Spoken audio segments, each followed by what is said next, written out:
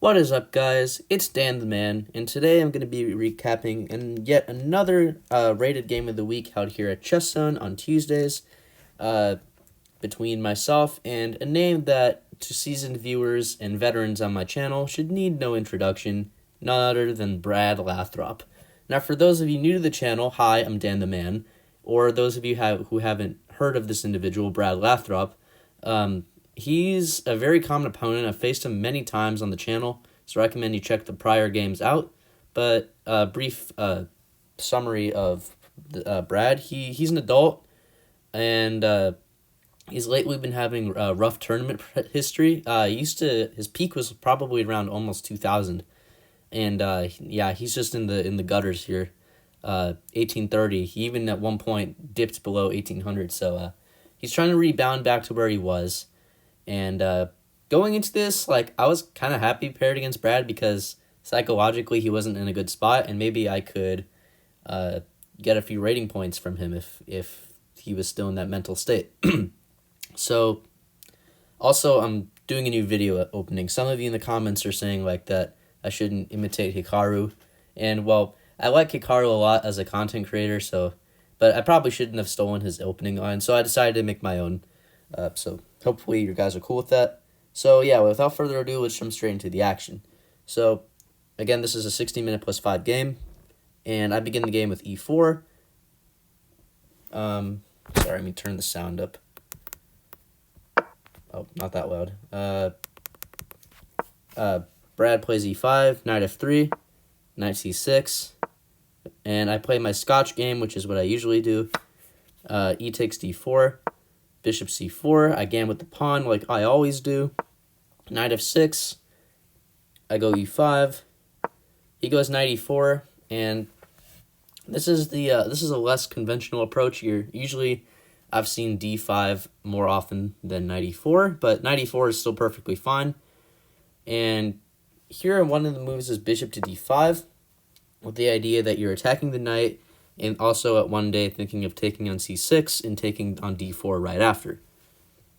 So after Brad played knight c5, what's surprising here is that my idea of bishop takes knight is actually a mistake, and black ends up much better here after d takes c6. I should keep a mental note of this, and whenever I see this position again, what I should do is castle, and this is a better approach because, the d-pawn's not going anywhere. You don't have to try to win it back right away. Black should do something like bishop e7, and then you play a move like rook e1, castles, and then you recover your pawn like this, and then a move like d6, and life goes on. But instead, I was a bit too hasty, and I play the move bishop takes c6. He takes with the d-pawn, and I realize here that I can't really take with the knight because he would go knight e6, and eventually, after I defend my knight, he can just play a move like c5, and all of a sudden, I'm forced into not castling because he would trade queens on d1.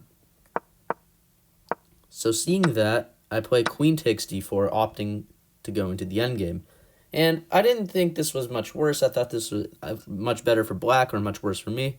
I just thought, hey, it's just going to be a pretty drawn game. That was my thought process. So he traded queens, and then he played knight e6. And I'm like, okay. I didn't know this was much better for black. I thought this was probably maybe 0.1 or 0.2 most. So knight e6, I go ahead and trade. And at this point, we each have a lot of time. We only spend a couple of minutes each. And here, I should mention, Brad came a little bit late, so I had a few minutes time advantage only because he came late to the game, not because I moved quicker than him. But as the game progressed, the time gap narrowed, and we were back to equivalent times pretty much. So anyway, after bishop takes e6, castling, I castle. I don't see anything wrong with it. I still didn't think black was better here. And here he played bishop c5. I guess he's better because he has the bishop pair, more space. And if you take a look at my position, my whole back rank is undeveloped, and black already has 2 pieces out. So from that standpoint, black's doing well here. So I guess that's the reason that Stockfish prefers this for black. So anyway, bishop c5. I play knight c3, which is a mistake. And the best move here for black is pretty simple. It's just to go bishop f5, and there's not really any piece that can defend c2. In fact, you're going to lose that pawn by force. So if you try to throw in a move like knight a4, the bishop can just slide back. And if you play a move like c4 or something, bishop d3 is a fork on the rook and the pawn, and if you play c3, then your knight's trapped. So this is pretty grim for white. So anyway, he plays bishop d4 instead, which is a good move because he attacks my knight and my e5 pawn. And I'm like, okay, I have to defend my pawn, right? I'd prefer to get doubled pawns than lose a pawn altogether. So I play bishop f4, developing and defending, with 56 minutes. And after he trades, he had about 51. So after b takes c3, he castled the wrong way. He should have castled queenside because his king is closer to the center. His rook ends up on the d file, and where it gets into play quicker. And then this is just much better for black. But Brad instead castled the same way as I did, and now I am not even that much worse anymore. I play rook f to d1, and yeah, just to show the point, if he played long castles and I go rook f to d1 now, he has bishop f5, and all of a sudden, my pawn is again hanging, and if I go play like rook c1, that's just very depressing. So that was why rook f d1, rook castling queenside was better. Rook f d8. I spent a bit of time here. I played this move rook f to b1, rook d to b1. Sorry.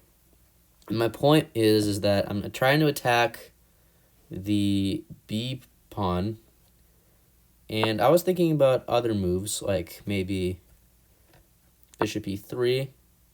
But then what would I do after this? Like, again, my c pawn is very weak. And the engine here just says to play a move like a4 and pretend nothing happened. Like, okay, you're down a pawn, but like life goes on, you're fine. But human perspective, you want to hang on to it. You don't want to lose material when you don't have to. So I'd play a rook d to b1. That way my a pawn is defended by the other rook.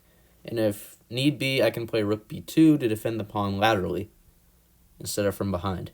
So anyway, rook d to b1. Brad played b6, which I expected. a4. I'm trying to maybe play a5 and try to break up the queen side a bit. He plays h6, a5, b5. He pushed.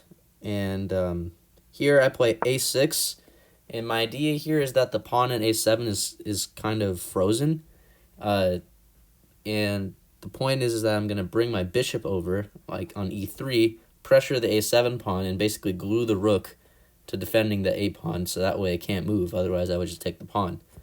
So that was my idea. Then Brad plays this move rook to d5, which is a great move.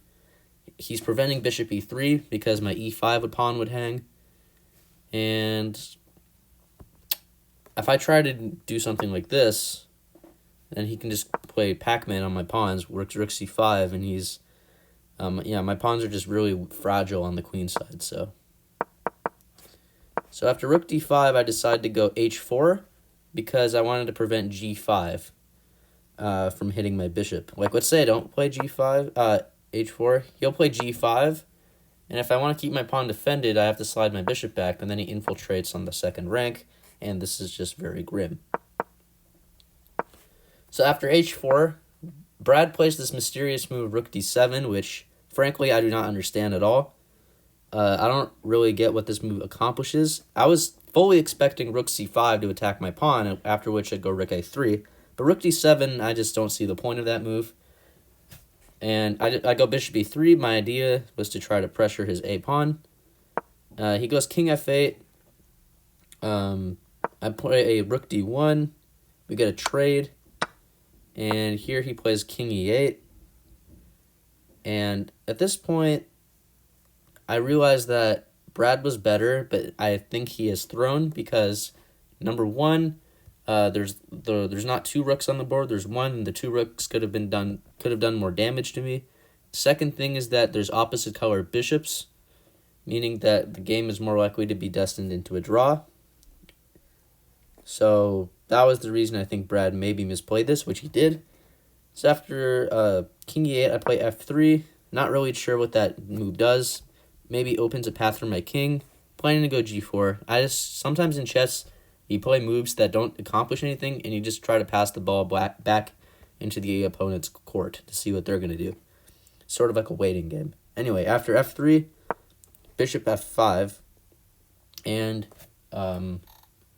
here I played the move rook to d2, which is fine, but the engine's kind of ludicrous. It says to play bishop c5, completely ignore this pawn, and then, yeah, but like, why would you just hand your opponent a free pawn? The crazy part is that after rook d4, g6, you're going to go g4, and you're actually going to create some pressure on the king side in the near future by, you know, pushing f4 and maybe f5 at some point. You have a 4-on-3. So that was the compensation the engine was going for. Rook d2, perfectly fine move. But the thing is, he tricked me because after bishop c8, my a-pawn's a goner. My rook can't go to a1 anymore to defend it. So I was kind of bummed that he sort of swindled me like this. Like, he tricked my rook to go up, and then he brought his bishop all the way back just to have my rook not be able to defend the pawn. So he plays bishop c8, and I'm like, oh man, I'm going to lose that pawn. I'm going to be actually down material now. What do I do? I decided to go with g4. The top engine move was ridiculous. Who plays e6 here? Like, here, let me just take another pawn. So after pawn takes, like, what does that do? Like, you lost that pawn for no reason, and your a pawn is still hanging. How does that solve the problem? This is why the engine is sometimes nuts. Rook d4. You might think, okay, black's up 2 pawns and they're fine. Rook g4, okay. So what? I defend with the king. But then bishop d4 comes, and you have to defend your g pawn, right? Assume if the rook moves here, you can probably take this pawn, or you can play a check. It's fine. What if black plays like g6? Now all of a sudden you're winning. After rook f4 check, the rook and the bishop actually team up in such a way that you're much better despite being down 2 pawns. Sample line could be king e8, rook f6, and you're already going to win back 1 pawn, and your rook is way better than black's, and you have a ton of compensation. So, going back, g4, bishop c8. I played the move f4. I'm trying to create some sort of pawn storm on the other side of the board, but that doesn't really accomplish much. He plays the move bishop c8, preparing to push his a pawn on the board and also attack my g4 pawn. So I play f5 to block the bishop's scope on the pawn, and he logically motors his pawn down the board. And here I play f6. It's sort of a ghost threat. I was maybe trying to distract him from pushing the pawns on the queen side, but after he can just play g6 or even take for that matter. And at this point, we each have I have a steady time advantage. I have about 28 minutes, and he has a little under 20. But I'm still much worse in this endgame. And the a-pawn is just going to roll down the board very soon if I don't do anything about it. So I play h5, and again, I'm trying to sort of scare him on the other side of the board, even though there's absolutely no threat. Black can totally ignore me and play a4. Not that that's the best move, but it's theoretically possible. I was playing some hope chess. If black played the move g5, I was going to sack, and then if he takes, I'm winning because h6, and no one's going to stop that pawn due to the lack of coordination of the black pieces. So, okay, I don't know why I showed that. Oh yeah, if he takes, if he takes, he can even play a move like a4. Yeah, that's what I wanted to show. He can just play the move a4 and totally ignore the sack, and yeah, I'm just cooked. So he played g6, h5, bishop takes g4, h takes g6, f takes, bishop c5, bishop to e6. We get rook h2. I'm trying my best here. We get h5, king f2, a4. I try to blockade the pawn with all my might with bishop to a3, rook d8, king e3, rook d1. He's trying to go rook a1 to defend. King f to attack my bishop. King f4. I'm doing everything I can here. I know this is lost. So king f4, king f7. I'm taking advantage of the fact that he has less than 10 minutes here. So I play bishop e7 with like 12 minutes on the clock, and I try to go for some sort of mate. If the position stayed as is, if I had two moves here, I would play rook d8, rook f8 mate. So that was my dream, but he just shatters that immediately, plays bishop d5, closes the file. I play c4 in an attempt to get the bishop out, but he just takes. The triple pawns aren't really a liability for black because black's up 3 pawns. I play c3. He plays a check, king e3, check, king e2. He takes my c pawn. I'm down 4 pawns now. This is going phenomenally. No, it's not. Rook a2, a3. And I thought there was a glimmer of hope in the distance because after the trade, it's opposite color bishops, and maybe my bishop and king could set up some sort of fortress because the triple pawns are pretty weak. Maybe black would have to guard my f and e pawns that are passed, and I could use my king. I don't know, but I thought this was some hope in the position. Here he had 5 minutes and I had 7, but this is still completely lost because after bishop e2, an attempt to save my pawn, king f5, king f2, g5, king g3, get h4, and after a few more moves of precise endgame technique, h3, I do one more fake out with f7, maybe trying to bank into my e-pawn. He just slides his bishop back, and I play e6. He simply sacks. I don't even take because I have to guard h2. But after bishop e5, bishop d5, at this point I resign the game because I'm in zugzwang. My king can't move anywhere without losing the bishop. If I move my bishop along any diagonal, like let's say this one, the c pawn rolls. And if I move my bishop along this diagonal, the other pawn rolls. So I'm basically in an impasse on what to do. So seeing no better option, I decided to resign the game. And yeah, we lose against Brad. I think it's the first time in our head-to-head that I've lost against Brad. I've had pretty good turnout against him. I think 2 draws, 2 wins, maybe 3 wins even. But yeah, it's kind of disappointing that we lost a game, especially since it's the first loss of our head-to-head. But you know, you can't have unlimited wins. You have to lose eventually, even if you play the same, even if you had a better record against someone. So that's fine. I'm pretty sure I'll still be over 1800 after this, considering he is slightly higher rated. But then again, I'll probably play in 1 or 2 more Tuesdays of the month, so stay tuned for those recaps. And yeah, if you like my content, please don't forget to subscribe. Let me know what you think of my content, the new video opening choice. And yeah, catch you in the next one. Bye.